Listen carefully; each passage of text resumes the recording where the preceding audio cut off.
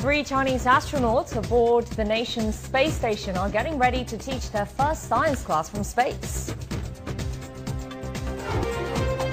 Hello there, you're watching The World Today, coming to you live from Beijing. I'm Xiao Yang. Chinese astronauts will be giving a lecture to young students on Earth this afternoon from the nation's space station. So I have a ping pong ball. I put it into the glass of water.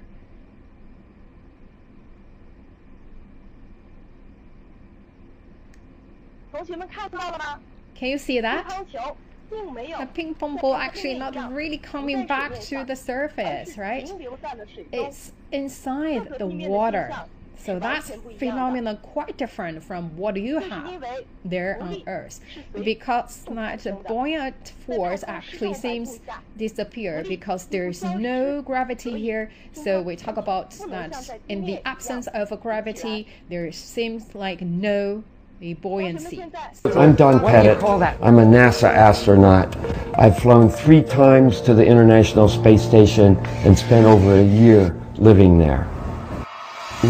I do not believe you that you can get a great cup of coffee inside the International Space Station. Okay, most of the time you are absolutely correct. The standard cup will not work in a weightless environment. You know, the cup that we're all used to drinking. Wait, I have a stunt cup right here. Oh, a standard cup like this does not work in a weightless environment. It requires gravity to hold the fluid in the bottom of the cup, and it requires gravity to allow the fluid to flow out when you want to take a sip. A standard cup like this does not work in a weightless environment. It requires gravity to hold the fluid in the bottom of the cup. It requires gravity to hold the fluid in the bottom of the cup. It requires gravity to hold the fluid in the bottom of the cup, and it requires gravity to allow the fluid to flow out when you want to take a sip.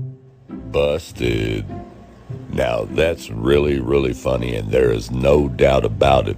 They are both liars, but what's really funny is this lady here says there's no buoyancy in a zero gravity environment, but watch the piece of trash that got into the glass of water. Watch it float back to the top of the water.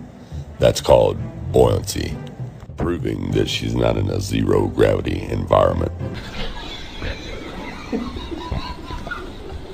Now, I know most of you are saying, but hold on a minute.